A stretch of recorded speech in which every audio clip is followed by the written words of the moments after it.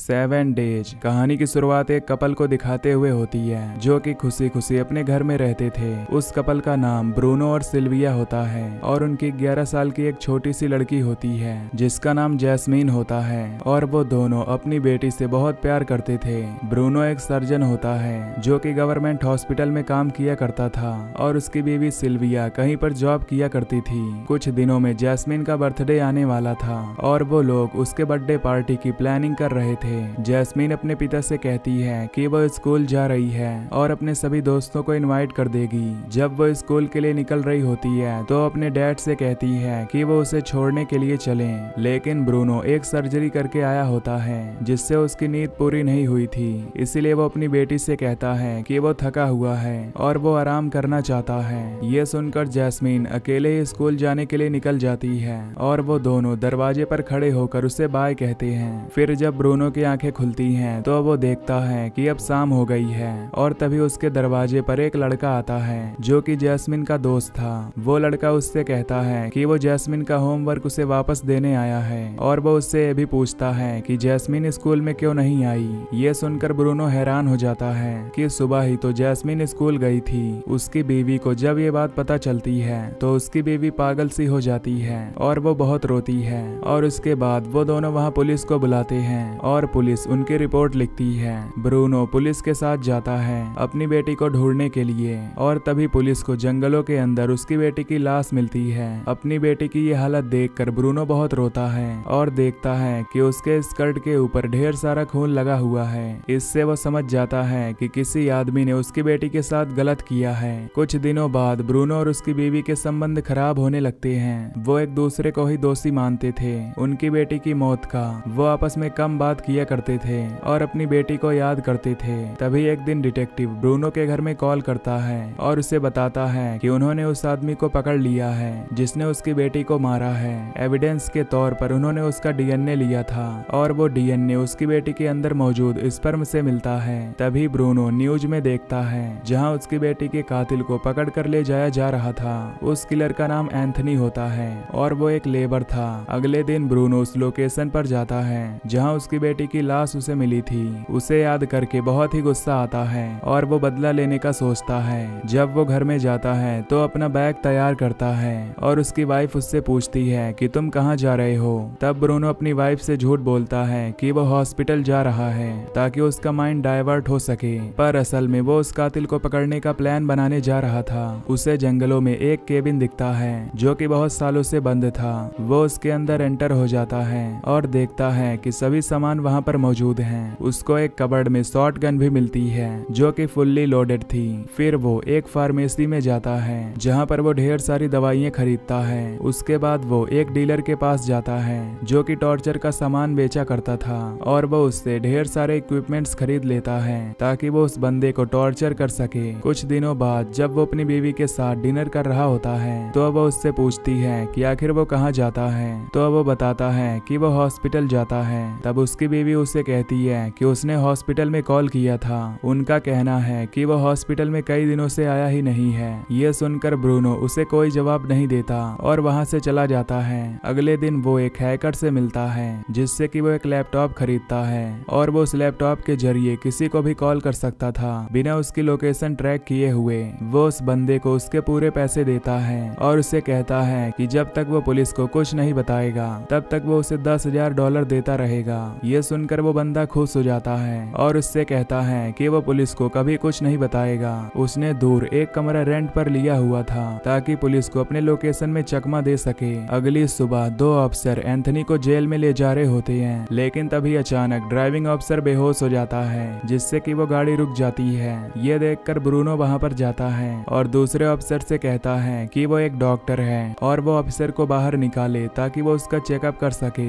वो दोनों उसे बाहर निकालते हैं और ब्रूनो उससे कहता है कि वो अपना बैग लेकर आ रहा है और इसी बहाने वो उनकी वैन चुरा लेता है और उसे लेकर वहां से भाग जाता है। उसके बाद वो वैन को खोलता है जहां वो एंथनी को क्लोरोफॉर्म सुंघा देता है जिससे कि वो बेहोश हो जाता है और उसके बाद वो उसे अपनी डिग्गी में बंद करके उस कैबिन में ले जाता है। इधर डिटेक्टिव जब ब्रूनो की गाड़ी चेक करते हैं तो उन्हें वहां पर उसकी आईडी मिलती है जिससे उन्हें पता चलता है कि ब्रूनो ने ही उस आदमी को किडनैप किया है ताकि वो अपनी बेटी की मौत का बदला ले सके। ये देखकर डिटेक्टिव ब्रूनो की वाइफ के पास जाता है और उससे पूछता है कि आगे उसका पति क्या करने वाला है। सिल्विया उससे कहती है कि उसे नहीं पता कि वो उसके साथ क्या करने वाला है और उसने इस बारे में उसे कुछ बताया भी नहीं था। डिटेक्टिव उससे कहता है कि वो उसका फोन ट्रैक कर रहे हैं ताकि उसका पति जब उसे कॉल करे तो उसकी लोकेशन पता लग सके।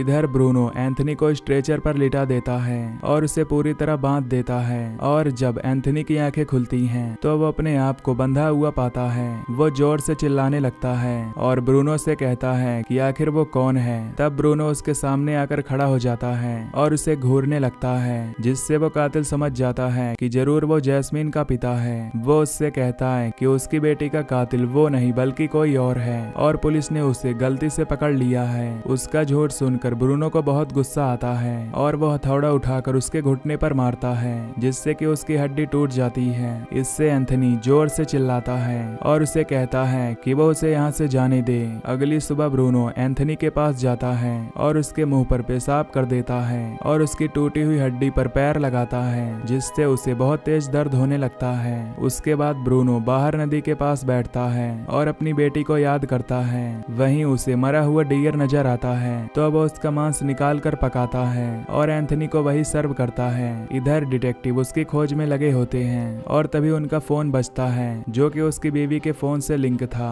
दरअसल ब्रूनो ने अपनी बीवी को कॉल किया था और वो उससे पूछता है कि वो कैसी है। उसकी बीवी उससे कहती है कि ये बिल्कुल ठीक नहीं है। ब्रूनो उसे कहता है कि आज उसने उस आदमी की हड्डी तोड़ी तो उसकी बीवी उसे समझाती है कि वो जो कर रहा है वो गलत है, वो आदमी को छोड़ दे और उसे सिर्फ कानून सजा देगा। ये सुनकर ब्रूनो उसे कहता है कि 7 दिन बाद उनकी बेटी का जन्मदिन है और वो उसे 7 दिनों तक टॉर्चर करेगा और इसके बाद उसे जान से मार डालेगा। तभी डिटेक्टिव उससे कहता है कि उससे पहले वो लोग उसे पकड़ लेंगे। तो ब्रूनो उनसे कहता है कि उसे पकड़ना बहुत ही मुश्किल है। तभी डिटेक्टिव उसे अपने एक इंसिडेंट के बारे में बताता है कि एक दिन उसकी बीवी ग्रोसरी स्टोर में गई थी, जहां पर उस चोर ने उसे गोली मारकर उसकी हत्या कर दी थी। जब वो चोर पकड़ा गया तो उसे कानून ने सजा दिया और वो अभी जेल में है। ये सुनकर ब्रूनो उससे पूछता है कि क्या वो सेटिस्फाइड है, तो ऑफिसर उसे कोई जवाब नहीं देता और वो कॉल काट देता है। रात को डिटेक्टिव ब्रूनो की बात सोचता है और उसे पूरी तरह सेटिस्फेक्शन नहीं था, क्योंकि वो चाहता था कि उसकी बीवी का कातिल मारा जाए, लेकिन वो एक कानूनी आदमी था, इसीलिए वो कुछ नहीं कर सकता था। इधर ब्रूनो एंथनी को लटका देता है और उसके सामने शॉटगन लेकर आता है। वो उसके दोनों साइड में शूट करता है, जिससे कि वो बहुत ज्यादा डर जाता है। अगली सुबह ब्रूनो फिर से उस डियर का मांस लाता है और पकाकर उसे खिलाता है। इधर डिटेक्टिव अपनी वेडिंग रिंग पहन रहा होता है तो उसकी रिंग उसके हाथ से छूट जाती है और उसकी बीवी के कमरे में जा गिरती है। ये देख वो अपने पार्टनर को बुलाता है उस रिंग को निकालने के लिए,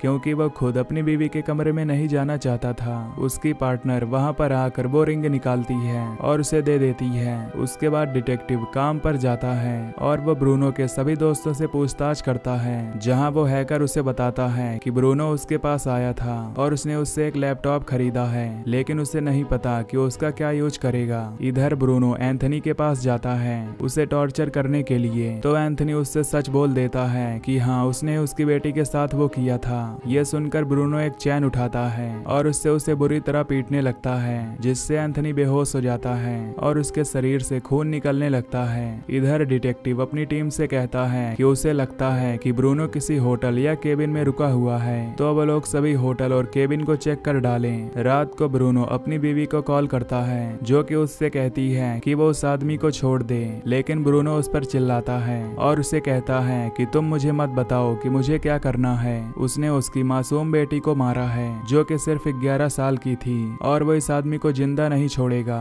उसकी बीवी उसे समझाने की कोशिश करती है कि वो मान जाए, लेकिन वो बिल्कुल नहीं मानता और फोन को पटक देता है। उसके बाद वो एंथनी के पास जाता है और उसे एक डोज दिखाता है। एंथनी उससे पूछता है कि आखिर ये किस चीज की दवा है, तो फिर वो उसे बताता है कि एक ऐसी दवा है जिससे इंसान का शरीर पैरालाइज हो जाता है, लेकिन उसके शरीर में जो भी होता है वो उसे अच्छी तरह फील कर सकता है। ये सुनकर एंथनी उससे कहता है कि प्लीज ऐसा बिल्कुल मत करो, लेकिन ब्रूनो उसे इंजेक्शन लगा देता है जिससे वो पैरालाइज हो जाता है। उसके बाद ब्रूनो उसका पेट फाड़कर उसका लीवर बाहर निकाल देता है और हम एंथनी को देखते हैं कि उसकी आंखों से आंसू टपक रहे हैं, यानी उससे बहुत ज्यादा दर्द हो रहा था, लेकिन उसके कारण वो कुछ कर नहीं पा रहा था। अगली सुबह ब्रूनो एंथनी के पास आता है जहाँ उसके घाव से ढेर सारा खून निकल रहा था। तभी एंथनी ब्रूनो से कहता है कि उसने जो भी किया था वो बहुत गलत था, लेकिन वो उसके साथ जो ये कर रहा है वो और भी ज्यादा ब्रूटल है। उसकी ये बात सुनकर ब्रूनो बाहर जाता है और बहुत रोता है क्योंकि वो एक अच्छा इंसान था और वो किसी को टॉर्चर नहीं करना चाहता था, लेकिन उसे अपनी बेटी के कातिल से उसका बदला भी लेना था। इसीलिए वो ये नहीं समझ पाता कि वो सही कर रहा है या गलत। कुछ देर बाद वो एंथनी के पास जाता है जो कि अधमरा हो चुका था। तभी एंथनी उससे कहता है कि उसकी बेटी के अलावा उसने 3 और लड़कियों को जान से मारा है। पहले उसने उन लड़कियों को पकड़ा और उसके बाद उनका शोषण किया और फिर उनका गला दबाकर उन्हें जान से मार दिया, और उसे ये भी बताता है कि उनमें सबसे बढ़िया उसकी बेटी ही थी। ये सुनकर ब्रूनो उसका गला पकड़ लेता है और उसे जान से मारने वाला होता है, लेकिन तभी वो समझ जाता है कि एंथनी उसे भड़का रहा है ताकि वो उसे आसान मौत दे दे। तभी ब्रूनो चाकू से उसके मेन पार्ट को काट देता है ताकि आगे वो किसी के साथ ऐसा करने का ना सोचे। रात को वो डिटेक्टिव को कॉल करता है और उससे पूछता है कि क्या उसे रिग्रेट होता है कि उसने अपनी बीवी के कातिल को नहीं मारा। तो डिटेक्टिव उससे कहता है कि उसे सजा देना लॉ का काम है। ब्रूनो उसे कहता है कि आज उस खूनी ने कुछ कॉन्फेस किया है। वो उसे उन लड़कियों के नाम बताता है जिन्हें उसने जान से मारा था और डिटेक्टिव उनके नाम लिख लेता है। तभी ब्रूनो का फोन ट्रैक हो जाता है और उसकी लोकेशन उन्हें पता चल जाती है। वो सभी अपनी टीम के साथ उस जगह पहुंचते हैं और दरवाजा खोलते हैं तो देखते हैं कि वहां पर ब्रूनो नहीं बल्कि एक लैपटॉप है जिसके अंदर से ब्रूनो बात कर रहा है और वो असल में कहीं और है। ये देखकर वो हैरान हो जाते हैं क्योंकि ब्रूनो बहुत ही ज्यादा चालाक था। रास्ते में ब्रूनो एक स्टोर में जाता है जहां वो कुछ सामान लेता है और वहां पर एक लड़की होती है जो कि उसे पहचान लेती है और उससे कहती है कि उसने उसे आज टीवी पर देखा और वो जो भी कर रहा है वो बहुत ही अच्छा काम कर रहा है। जो भी लड़कियों का रेप करता है उसे यही सजा मिलनी चाहिए। अगली सुबह ब्रूनो उठता है और न्यूज देखता है जहां पर एंथनी के तीनों विक्टिम्स के पेरेंट्स का इंटरव्यू आ रहा था। वो बताते हैं कि ब्रूनो जो कुछ भी कर रहा है वो बिल्कुल सही कर रहा है क्योंकि उन्होंने भी अपनी बेटी खोई है और वो समझ सकते हैं कि उस पर क्या बीत रही है। अगर उसकी जगह वो होते तो वो उस रेपिस्ट को मार डालते। उधर एक लड़की की माँ इंटरव्यू देते हुए कहती है कि उसकी बेटी के साथ जो भी हुआ वो उसकी किस्मत थी, लेकिन ब्रूनो जो कर रहा है वो बहुत ही गलत है। उस आदमी को कानून के हवाले कर देना चाहिए और उसे जान से नहीं मारना चाहिए। ये सुनकर ब्रूनो को बहुत गुस्सा आता है और वो सोचता है कि वो उसकी माँ होकर ऐसे कैसे बोल सकती है, और वो रात को उसके घर में जाता है और उसे किडनैप करके अपने कैबिन में ले जाता है। जब उस औरत की आंख खुलती है तो अपने सामने वो ब्रूनो को देख ब्रूनो उससे कहता है कि उसने जो भी अभी टीवी पर कहा वो बहुत ही गलत कहा और अब वो उसकी बेटी का कातिल उसे दिखाएगा